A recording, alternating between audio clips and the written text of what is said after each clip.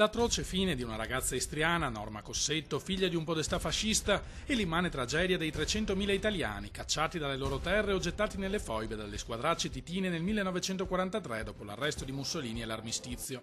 Red Land Rosso Istria, film presentato alla Mostra del Cinema di Venezia, racconta una delle pagine più buie della nostra storia, tenuta nascosta per decenni. Prodotto da Venice Film di Alessandro Centenaro e Rai Cinema, il film del regista Maximiliano Hernando Bruno debutterà il prossimo 8 novembre quando si terrà la prima mondiale a Roma.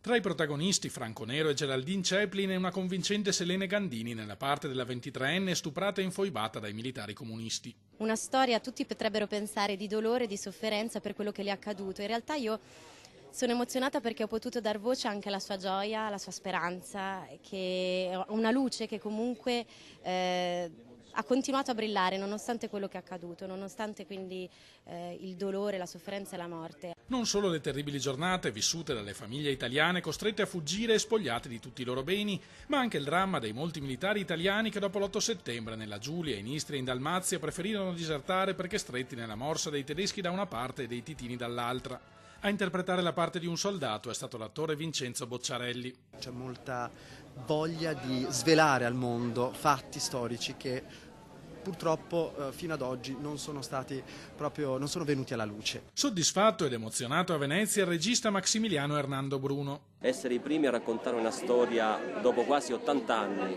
da questi eventi, una storia che meritava di essere raccontata molti anni prima. Ci riempie a tutti noi di orgoglio, devo dire. Red Land, realizzato anche con il sostegno della Regione Veneto, verrà proiettato nelle sale cinematografiche in tutte le scuole.